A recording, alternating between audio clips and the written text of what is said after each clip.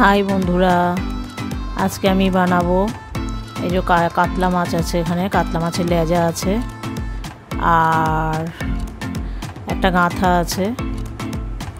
তো এটা দিয়ে আমি বানাবো আজকে আলু ঝিঙে দিয়ে মাছের ঝোল হবে এটা। তো আমি ভালো করে এটাকে ধুয়ে নিয়েছি, অনেকবার মাছটাকে ধুয়ে নিয়ে নুন হলুদ মাখিয়ে নিলাম। এখানে আমি বাটার জন্য রেখেছি আদা রসুন আর শুকনো লঙ্কা আর জিরে। আর এখানে সবজির মধ্যে আমি কেটে নিয়েছি আলু ঝিঙে পেঁয়াজ আর ঝোলে বড়ি দেব। তা আমি মশলাগুলো সব একসাথে বেটে নিলাম শিলেতে, আদা রসুন অল্প অল্প করে আর জিরে শুকনো লঙ্কা কাঁচা লঙ্কা। তারপরে এখানে আমি গুঁড়োর মধ্যে নিয়েছি অল্প মরিচ গুঁড়ো, গোলমরিচের গুঁড়ো আর কি, আর হলুদ গুঁড়ো আর একটু ধনিয়া গুঁড়ো।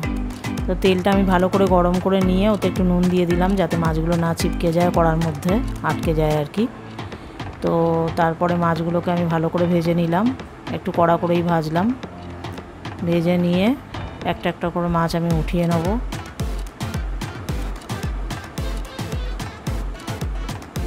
এই যে ভাজা হয়ে গেছে মাছ আমার, উঠিয়ে নিচ্ছি আমি একটা একটা করে।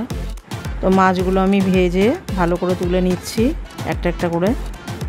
তা ওই তেলের ওপরেই আমি আরেকটু তেল দিয়ে দেবো, আর তাতে দিলাম 5 ফোড়ন আর একটা পেঁয়াজ কোচানো দিলাম, একটাই পেঁয়াজ দিয়েছি আমি। আর বড়িটা আগে ভাজতে আমার মনে ছিল না, সাইড করে বড়িটা ভেজে নিলাম। এবারে আমি বাটা মশলা পুরো দিয়ে দিলাম এর মধ্যে আছে জিরে আর কাঁচা লঙ্কা শুকনো লঙ্কা আদা আর রসুন একসাথে বাটা। এগুলো বাটা মশলা দিয়ে আজকে আমি আলু সবজি আলাদা করে কিচ্ছু ভাজিনি, ঝটপট রান্না করার জন্য এরমভাবেই করেছি। মশলা কষে নিয়ে আলু দিয়ে আলুটা বেশ 4-5 মিনিট ধরে ভালো করে মানে মশলার সাথে কষিয়ে নিয়েছি। তারপরে ঝিঙেটা দিয়ে দিলাম, ঝিঙেটাও দিয়ে একটু নুন দিয়ে একটু কিছুক্ষণ ভেজে নিয়ে তারপরে আমি গরম জল দিয়ে দেবো। ওই যে চিনিও দিয়ে দিলাম একটুখানি টেস্টের জন্য, 1 চামচ মতো চিনি দিলাম ছোটো চামচে। তারপরে এটা ভালো করে কষিয়ে নিয়ে এবার আমি গরম জল দিয়ে দিলাম। বেশি জল দেব না, যেটুকুনি ঝোলের প্রয়োজন সেটুকুনি দেবো, কারণ ঝিঙেটা যখন সেদ্ধ হয়ে যাবে ওর থেকে একটা জল বেরোবে। ঝিঙেটা আমি আলাদা করে একদম ছাঁকা তেলে ভেজে নিইনি আজকে।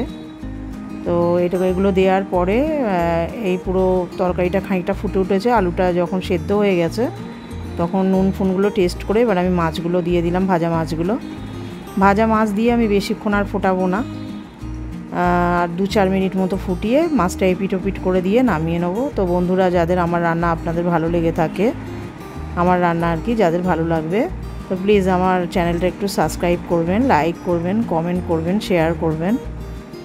আমি সোজা সাপটাভাবে রান্না দেখাবার চেষ্টা করি, যেরকম আমি রান্না আর কি বাড়িতে বানাই।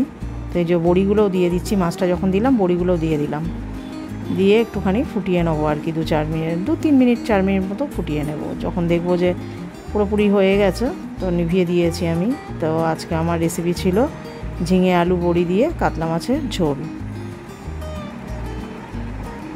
তো প্লিজ বন্ধুরা, আমার রান্না ভালো লাগলে প্লিজ একটু আমার চ্যানেলটা সাবস্ক্রাইব করবেন।